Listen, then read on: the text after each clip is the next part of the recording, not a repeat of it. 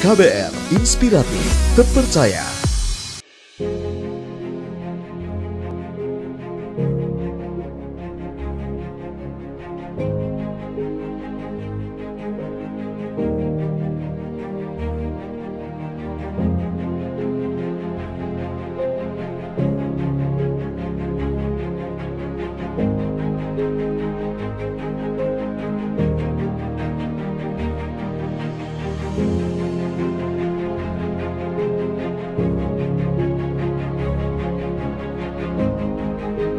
Awalnya itu dari fakta ya, ide dari fakta itu bagaimana kawasan ini yang tadinya dulu agak kumuh ya, terus nggak teratur dengan program kampung warna-warni dulu ya.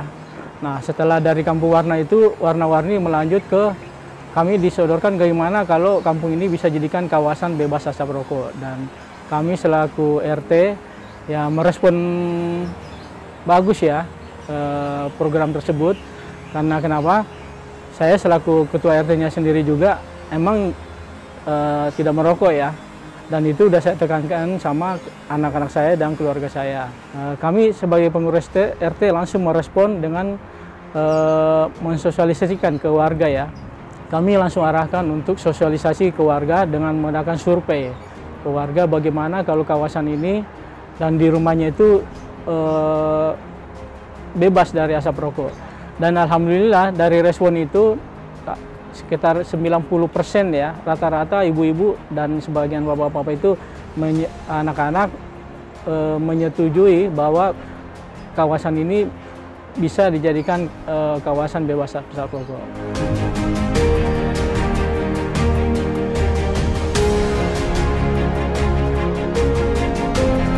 Jadi nobar gitu kita ajak warga di sini, anak-anak, ibu-ibu, bapak-bapak ataupun remaja untuk nonton video tentang bahaya rokok dan asap rokok. Jadi ada beberapa video tuh yang kita tayangkan ke mereka. Kemudian kita juga ada diskusi di sana. Jadi kalau misalnya warga ingin bertanya rokok itu bahayanya sampai sejauh mana sih? Jadi kita ada tanya jawabnya di situ.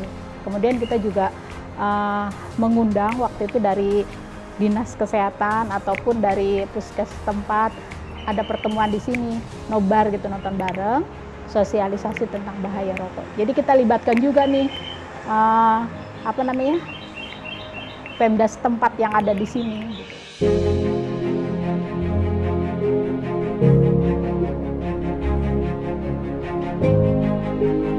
Alhamdulillah setelah deklarasi kampung tanpa asap rokok, ya ada hasilnya. Ada sebagian yang total berhenti merokok, ada yang sebagian sudah mengurangi, yang belum bisa berhenti merokok juga merokok mereka ada tempatnya tersendiri gitu. Jadi istilahnya tertib lah, nggak seperti biasanya kan di dalam rumah ngerokok apa gitu.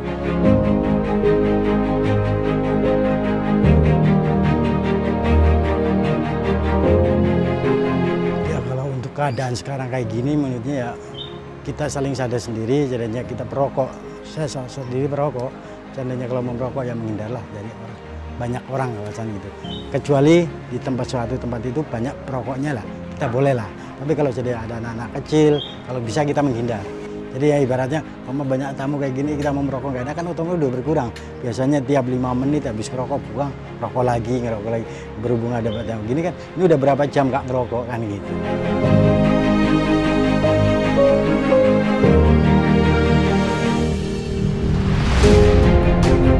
Kita memberikan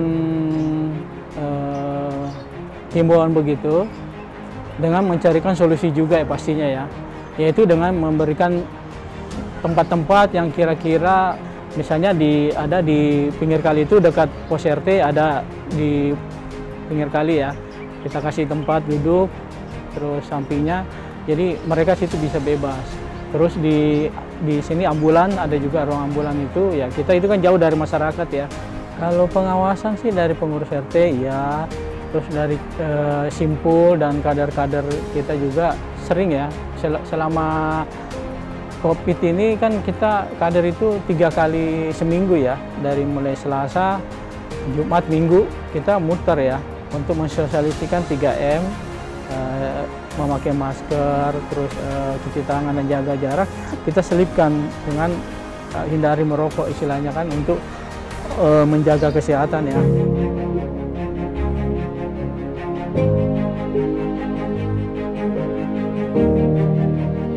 Saya lihat itu udah mulai mengurangi. Kedua, kita informasikan juga bahwa penyakit COVID-19 ini kan rata-rata menyerang paru ya, tenggorokan atau paru atau apa.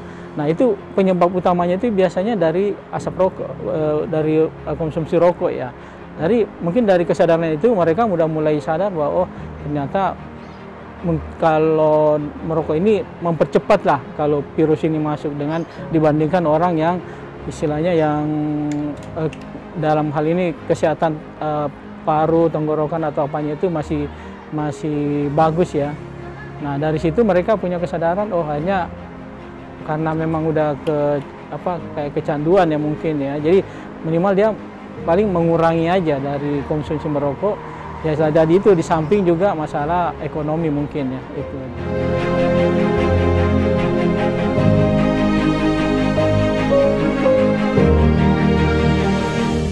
Kalau dikembangkan ke tempat lain sih Pak Lurahnya sendiri kemarin sebenarnya sudah meminta kita ya, udah meminta Pakta untuk dikembangkan ke RW 1 misalnya atau ke RW 10. Tapi karena karena keterbatasan personil Pakta itu sendiri gitu kan, ya kita pelan-pelan aja. Kita kalau misalnya untuk sosialisasi tentang bahaya rokok ke tempat lain oke aja gitu. Tapi kalau untuk kemudian kampung mereka menjadi kampung KPR lagi, saya serahkan ke warganya. Kira-kira warganya setuju nggak gitu.